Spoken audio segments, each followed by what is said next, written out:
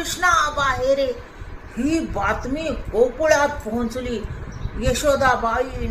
यशोदामाई, नंद बाबा आणि सगळे गावकरी धावत नदी किनारी आले.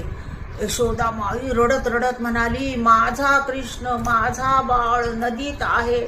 नदीत तो काळा साप आहे, कालिया. पण कृष्ण अजिबात घाबरला नव्हता. कालिया नाग कृष्णाभोवती वेटोळे घालू लागला. पण कृष्णाने लगेच त्याच्या फणीवर उडी मारली आणि वर चढून बसला. आणि मग काय, मग कृष्ण कालिया नागाच्या फणावरती नाचू लागला. कृष्ण एका फणावरून दुसऱ्या फणावर, दुसऱ्या फणावरून तिसऱ्या फणावर उडी मारत त्याचे सुंदर नाच पाहून सगळे आश्चर्यचकित झाले. कालिया नाग हळूहळू थकू लागला. त्यानं खूप प्रयत्न केला कृष्णाला त्याच्या वेटोळ्यात घ्यायचा, खाली पाडायचा, पण तो ते करू शकला नाही आणि तो थकून गेला.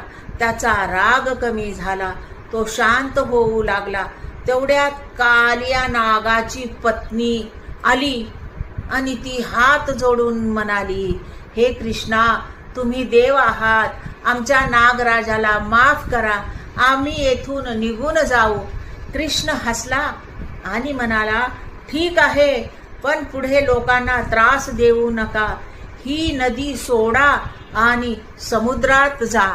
कालिया नागाने मान हलवली.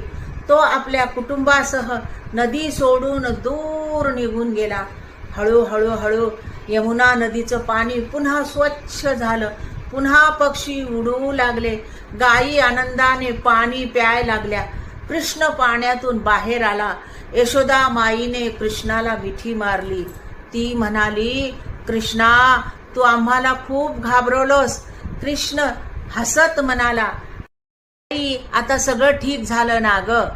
गावकरी आनंदानं ओरडले, जय श्रीकृष्ण, जय श्रीकृष्ण. गोकुळात पुन्हा आनंदी आनंद पसरला. ह्या गोष्टीपासून आपल्याला काय शिक मिळते? धैर्य, चांगुलपणा आणि इतरांना मदत करण्याची भावना असेल तर मोठ्यातल्या मोठ्या अडचणीतून दूर होता येते. श्रीकृष्ण आपल्याला शिकवतो, घाबरू नका, धैर्य ठेवा आणि नेहमी चांगलं काम करा. तुम्हाला कशी वाटली ही गोष्ट? कमेंट बॉक्स में लिहा, ज्यांना येतंय, आणि ज्यांना लाईक करायला येतंय, शेअर करायला येतंय, सबस्क्राईब करायला येतंय, त्यांनी लाईक